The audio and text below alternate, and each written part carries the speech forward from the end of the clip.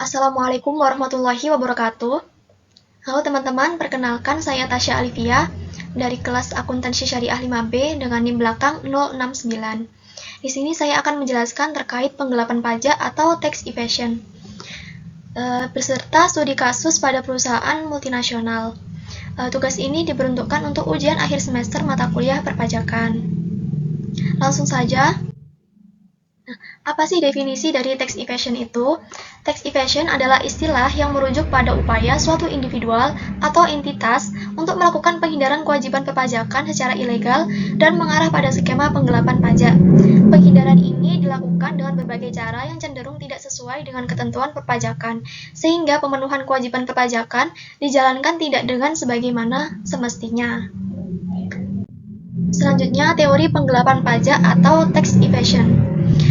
Yang pertama ada teori ekonomi, yaitu wajib pajak melakukan tax evasion atau penggelapan pajak karena keuntungan yang diperoleh lebih besar dibandingkan dengan risiko sanksi yang akan dia hadapi. Lalu yang kedua ada teori psikologis, yaitu perilaku penggelapan pajak dipengaruhi oleh moral, sikap, dan persepsi wajib pajak terhadap pajak. Jadi tergantung persepsi wajib pajak masing-masing. Lalu yang ketiga ada teori keadilan pajak, sistem sistem yang beban pajak dan yang dianggap tidak adil meningkatkan kecenderungan penggelapan pajak. Jadi, semisal nih dalam suatu negara terdapat tarif pajak yang terlalu tinggi, sehingga pengusaha yang PKP itu merasa tidak adil karena harus membayar pajak yang lebih besar terkait tarif yang tinggi tersebut. Lalu yang keempat ada teori kepatuhan pajak, yaitu rendahnya kesadaran dan pemahaman perpajakan mendorongnya terjadinya tax evasion. Jadi ketika seseorang memiliki kesadaran dan pemahaman perpajakan yang tinggi, maka dia tidak akan melakukan yang namanya tax evasion tersebut. Tetapi jika dia memiliki kesadaran dan pemahaman yang rendah terkait perpajakan, maka akan timbul yang namanya tax evasion atau penggelapan pajak tersebut. Selanjutnya, indikator pelanggaran tax evasion atau penggelapan pajak. Yang pertama, tidak melaporkan seluruh penghasilan yang sebenarnya diterima. Semisal nih dalam suatu negara tarifnya itu tinggi, nah dia itu tidak mau melaporkan penghasilannya karena tarifnya itu tinggi, supaya beban pajaknya itu tidak banyak. Lalu yang kedua ada melaporkan penghasilan lebih rendah dari kondisi sebenarnya. Seperti contoh tadi, tarifnya tinggi, maka dia ingin melaporkan penghasilannya itu lebih rendah dari kondisi sebenarnya. Yang ketiga, membuat atau memanipulasi pembukuan atau dokumen pajak.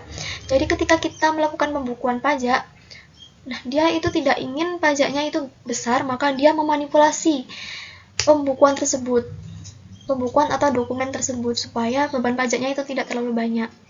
Lalu yang keempat, tidak menyampaikan SPT atau menyampaikan SPT secara tidak benar. Pelanggaran ini termasuk pelanggaran yang ringan karena apa? Semisal ini tidak menyampaikan SPT, mungkin karena dia sudah bukan PKP, wajib pajak tersebut sudah bukan PKP, penghasilannya itu di bawah batas penghasilan kena pajak, jadi dia tidak menyampaikan SPT.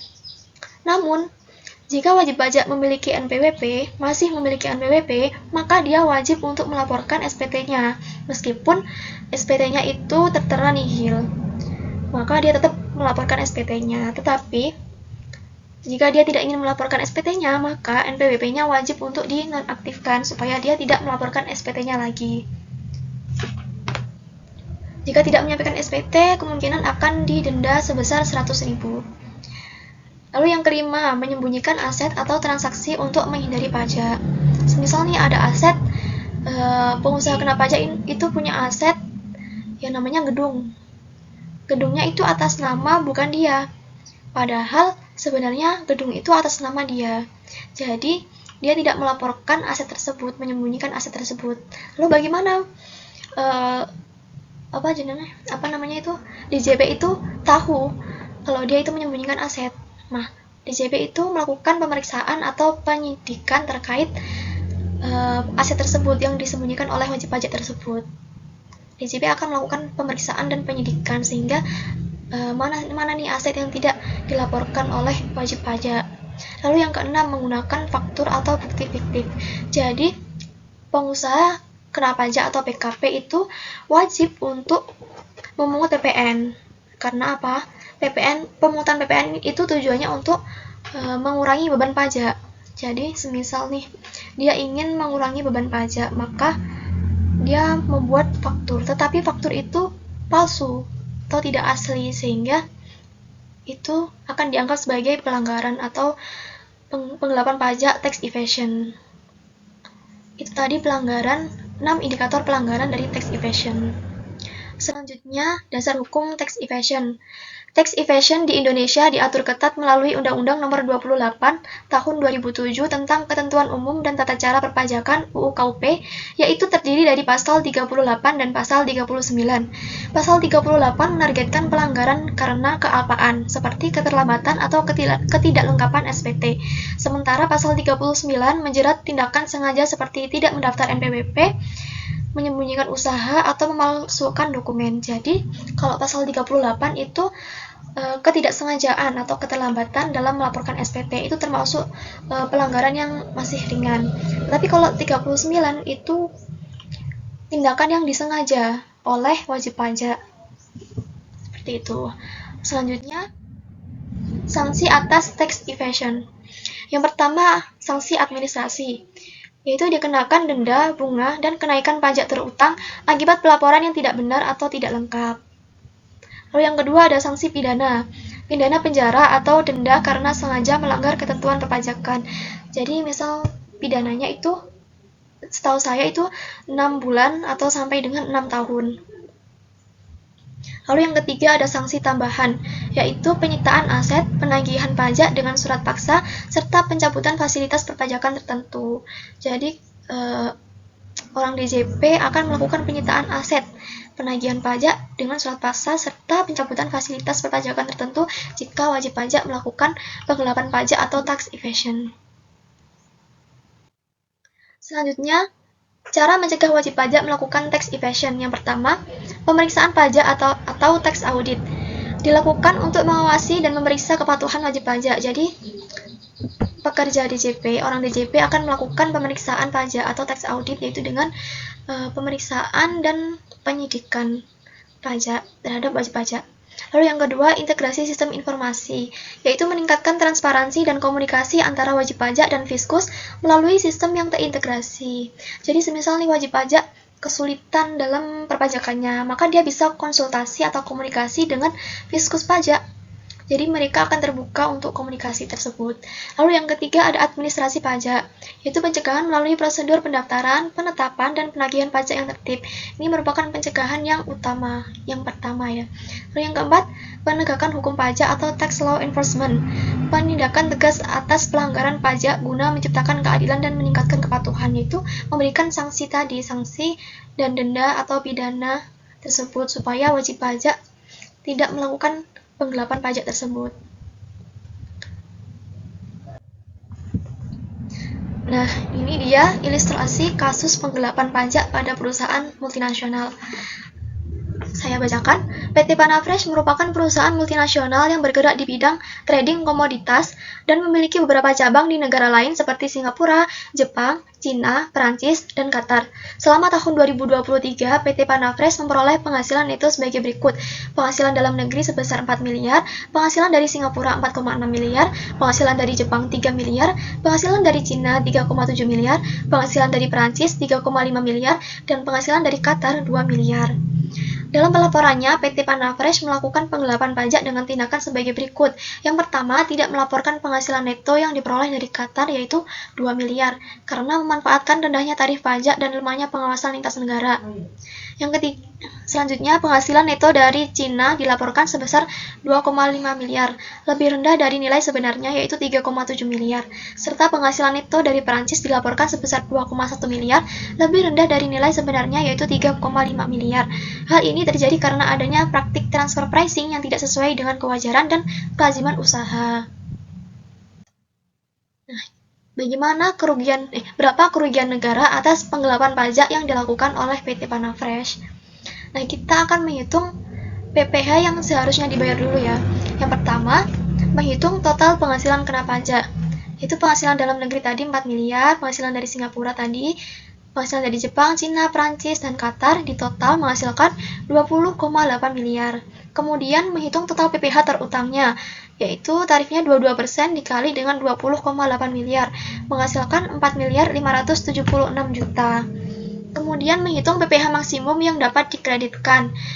PPh di Singapura tadi 4,6 miliar, kemudian dikali dengan 22% menghasilkan 1 miliar 12 juta. PPh di Jepang juga 3 miliar dikali dengan 22% menghasilkan 660 juta. PPh di Cina 3,7 miliar dikali 22% sama dengan 814 juta. PPh di Prancis 3,5 miliar dikali 22% menghasilkan 770 juta. Dan PPh di Qatar 2 miliar dikali dengan 22% menghasilkan 440 juta. Kemudian PPh yang dibayar di luar negeri.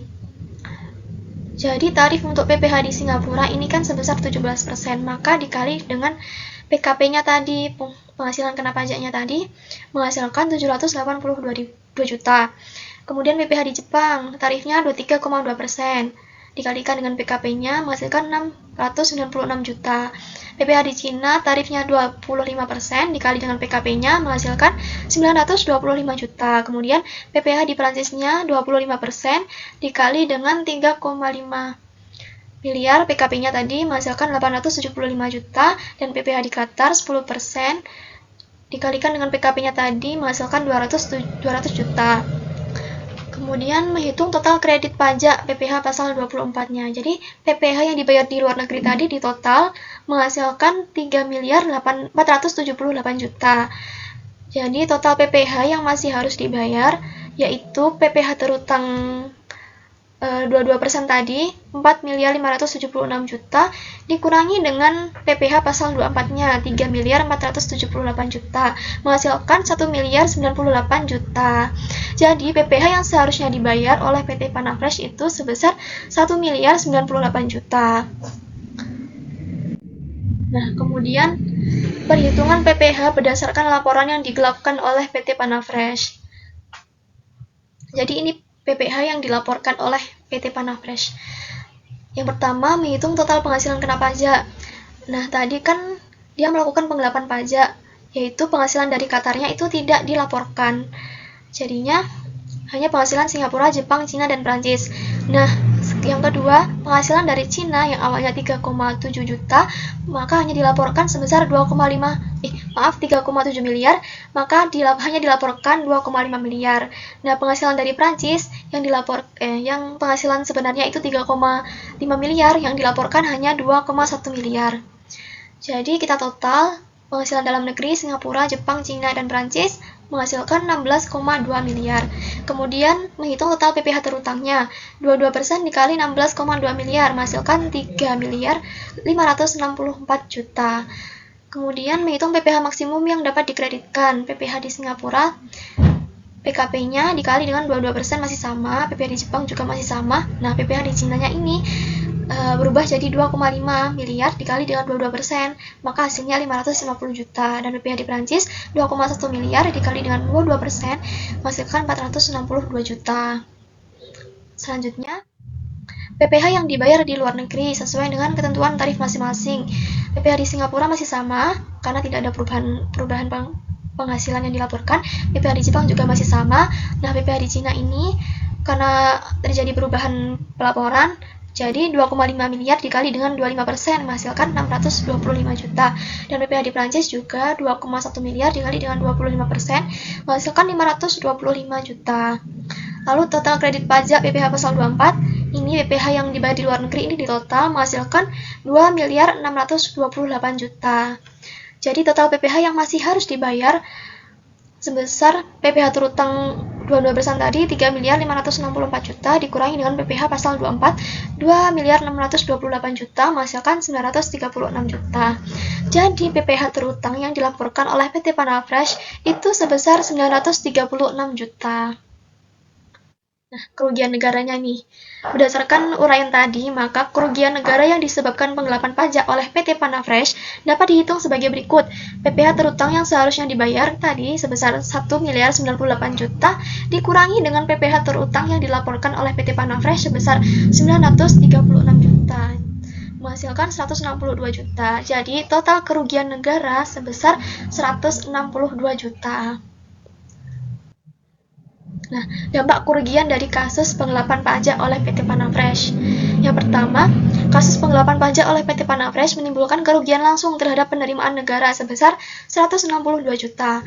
Kerugian ini mengurangi kemampuan pemerintah dalam membiayai pengeluaran publik seperti pembangunan infrastruktur, pendidikan, dan layanan kesehatan sehingga pelaksanaan fungsi fiskal negara menjadi kurang optimal. Selain merugikan negara, penggelapan pajak juga menciptakan ketidakadilan dalam sistem perpajakan dan persaingan usaha.